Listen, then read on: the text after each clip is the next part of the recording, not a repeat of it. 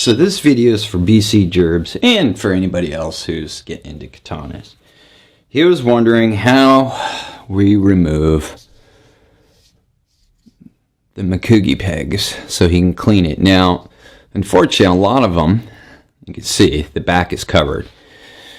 And so you gotta kind of find them. It's right underneath this guy right here, which makes it a pain in the butt. But the other thing you have to look for is whether or not the peg is tapered.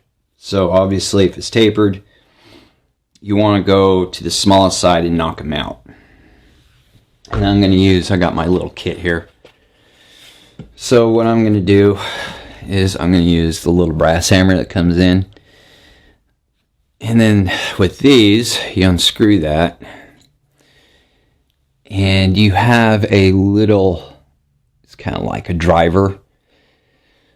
But I'm not going to be using that. I'm going to use the opposite side because the opposite side is actually tapered. So you can drive them out. So what I got to do is I got to flip this over.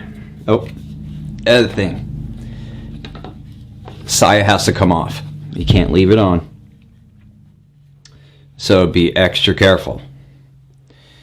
So I have this kind of propped up on a round dowel with a piece of leather on it. And this one is like right there. So I've taken this one apart before. There we go. Peg is out. And as you can see, this one is tapered. That's a tapered peg. So, and I just set the peg right there. So I know that one is going to go back in this hole. And yeah, you should put them back in the same holes, because each hole is going to be different. There we go. That one's out. And I'm going to put that one right there. Now, I've taken this sword apart before. So, traditionally, what you would do is you would hold the sword at an angle. And first, alright, so that's not going to come out because this is a really tight fit. So, rubber mallet. Just gently do it. Don't beat on it. Now, I hold it at an angle. Some people will have it laying on the ground. I find if you hold it kind of like at a 45, tap it, it separates pretty good without having to lay it down flat. And as you can see, it's already coming apart. It's not quite there yet though. Okay.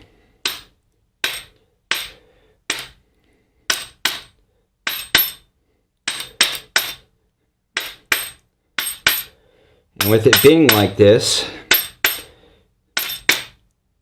because I have the blade facing away from me, you're not going to get cut by it. And it still needs to go more. These handles are normally on there really good. And like I said, you don't want to beat the hell out of it. Just gentle taps. And that should do it. There we go. Now we're free. Okay. And like I said, you want to keep everything together. So, got the handle. Now we're going to take the seppa off. And what you can do is just kind of lay everything in front of you. So I'm going to take this one, put it on this side. So I know that's the bottom seppa. Put the tsuba in front of me. Take the top seppa, put it on the left side. So I will, let me move my camera a bit more, if I can. There you go. So that's the top seppa, bottom seppa. And then this would be the top for the tsuka going back on. And then this should just slide right off. There we go. So that's how you take that off. So now let me get some tissue and then we will get right back to it. Okay, so now that we got basically everything disassembled, you can wear gloves too. I'm just going to wrap this around the Nikago, this piece of leather that I have, and then I'm just going to wipe this blade down. Alright, so there's not too much on there. I'm going to wipe it again, because yeah, you want to oil these. We'll get the oil. So there's not much on it, actually. It's pretty clean. It's the way I keep my swords. Now, I'm going to use something. You don't have to use it. Sometimes I like to, though. People don't use this because they say it scratches the blade up. I haven't had a problem with it. In these cleaning kits, it comes with the ball. In the ball is crushed powder. It's basically stone. And then what you do is you just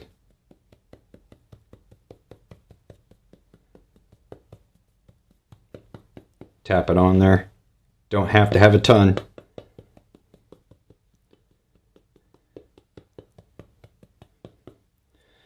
Alright, so this got powder on it. What the powder does is it's going to soak up any other oil that potentially is left on the blade. That's what it does.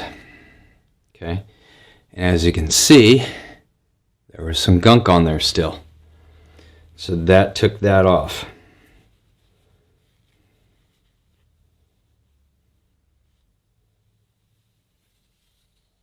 All right.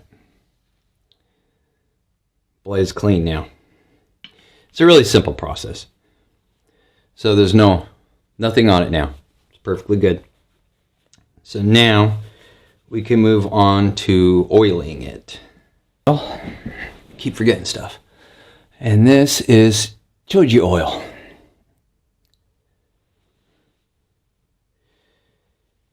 Choji oil is clover oil. So you want to try and get all natural. Okay, if it says 100% natural, you're good, because it's 100% natural is actually food grade. So if you have animals and happen to lick it off your hand, it's not going to hurt the animal. Us being having cats, we want to make sure that, if they happen to lick this, it's not going to hurt them. So that's something to keep in mind. Now, here's my Nikago. All right, you'll notice there's some rust on it. That's okay. From my research, just a little bit of rust surface on there will be fine. You don't have to take it off. In fact, you'll see file markings on there. Those file markings help to keep the ska on.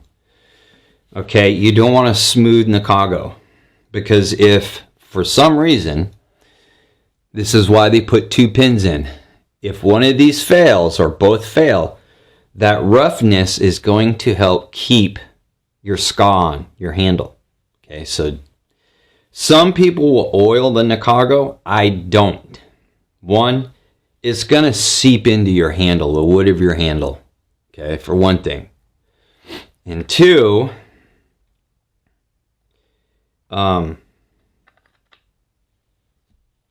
it's going to make it slick. So if your pegs fail, now you have oil on there, it's just going to fly out. So some people will say oil it. So me personally, I don't, because you're not supposed to. And just a little surface rust like this won't hurt it. Okay.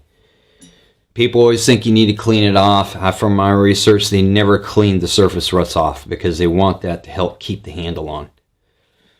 So everybody has a different way of doing it. So this is just a dropper. And yeah, I probably shouldn't touch the Nikago with my bare hands. but I did.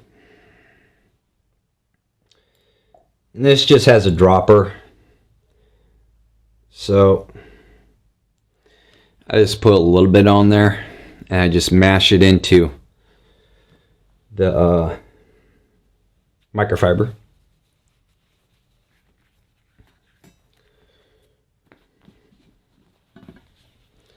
Then all you got to do is just take it, run it down the blade, run it down the opposite side. Okay. If you see a nice coating on it, you don't want a heavy coating. Don't saturate the heck out of it. Okay, you just want, don't forget the mune, the back of the blade. You always want to oil that too. Okay. You just want to see a nice glisten on there. Nice coating. You don't want a heavy coat. So get the mune, the back of the blade, and both sides. Just be careful. And like I said, you don't have to saturate this thing at all. You do not have to saturate it. Okay, so choji oil afterwards. Let me put this ball back. And then gerbs, if you decide to get one of these kits, they're on Amazon. They're not very expensive.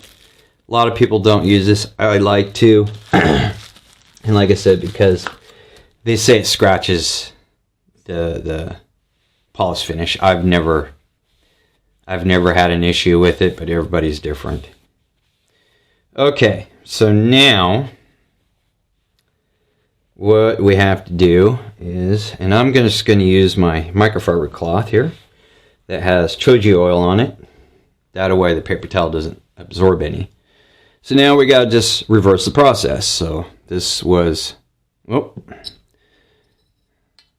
to put that back on. Just make sure it's seated up there. Take the seppa that was up there, put it on. This is why we lay it all in the sequence that we took it off. There we go. That way, you know it goes that way. So there we go. Now for the handle. And everything can only go on one way. So now comes the tricky part. Putting it back on. So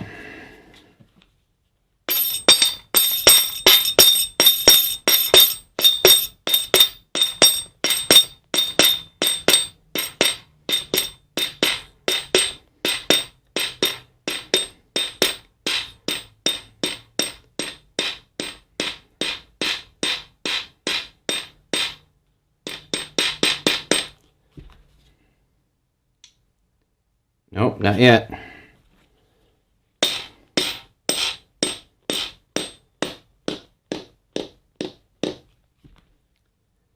Okay, I think we're there. Yep, we're there. Just a couple more taps. And how I'm doing it is I'm just tapping the bottom. Just tapping the bottom. So now we got to put the pegs back in. So that was the top peg. It's going to go in right there. Bottom peg goes right there. So everything's going to be reversed from what you did. And then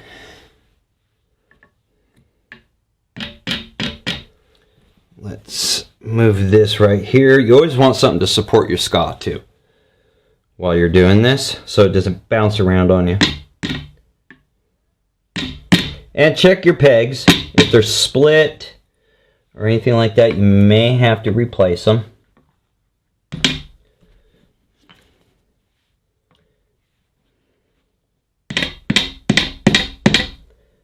There we go.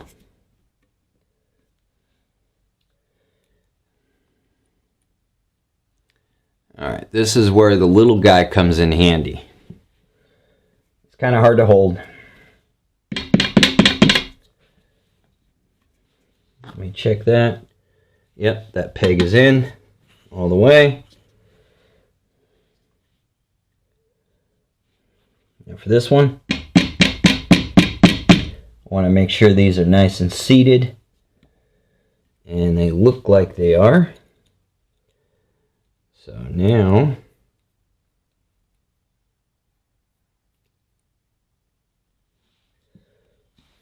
let's check, make sure that everything's still tight. Yep. Everything's super tight. Now,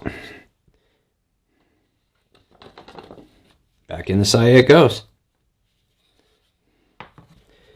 And that, Gerbs, is how you take the handle off and clean it. So, it's not hard. It takes a little finesse. And these kits carry, I wouldn't use the choji oil in these. It's okay. But it comes with the hammer and your powder ball and all that. This little cup guy here is so you can put a rag in that has choji oil. Some of them come with pre-cut pegs, rice papers, because the rice paper will absorb dirt and old oil. Now, since you live in kind of a tropical climate or humid climate, I would say check your sword after 3 months to 6 months. If you, how it's doing, you know. But like I said, you don't want to saturate the blade. Just, you want enough that coats it. That's all you need. No more than that. And then when you go to clean it again, just like I did, just wipe off the old oil. And that choji oil gets everywhere all over you, but it has a nice smell, so it's not bad. So there you go, Gerbs. That is how you take the handle off a katana and clean it. It's very simple. Just be careful, because remember, you have to take the sai off in order to do it. So you have a blade out there. Just be mindful of that. And just regular mallet, just tap it if you need to tap it. Sometimes you can, if you hold it at a 45, you can smack your hand and some of them will pop right out. Others, they don't. So that's why I'll hold mine. Sight has a good fit.